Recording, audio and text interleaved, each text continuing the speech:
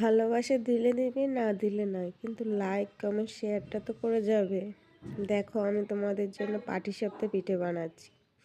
এই পিঠেটা খেতে খুবই মজাদার হয়। এই যে সকাল 6টা বাজে উঠে তোমাদের জন্য পিঠা বানাচ্ছি, তোমরা কি দেখবে না, লাইক করবে না, কমেন্ট করবে না? এই দেখো গোলাটা দিয়ে আমি ঘুরিয়েছি। এখন এর ভিতরে দেব পুর। পুরটা দিতে হবে, তারপরে না মোটটা দিতে হবে। এই পুরটা দিয়ে তারপরে এটাকে আমি উল্টিয়ে নেব। বলো তো এই পুরের ভিতরে আমি কি কি দিয়েছি? এখানে দেওয়া হয়েছে সুজি, দুধ, একটু চালের গুঁড়া দিয়ে ক্ষীর বানিয়ে নিলাম। এবার বলো তো আমি এখানে কি করব? এটাকে এখন ভাজ করব, তারপরে না হবে মজাদার পাটিসাপটা।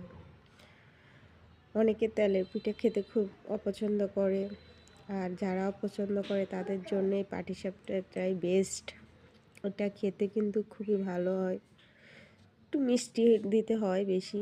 দেখো আমি প্রথম খোলার একটা ছোট পিঠা বানাইছি, সেটা হচ্ছে মানে আমরা এটা খাই না, এটা ভগবানকে অর্পণ করতে হয়, তাই এই জন্য এটা রেখে দিয়েছি। এটা বাইরে সূর্য দেবতাকে দিয়ে দেব। আর এখন আমাদের জন্য এগুলা বানাচ্ছি। এগুলা হচ্ছে মজাদার পাটিসাপটা।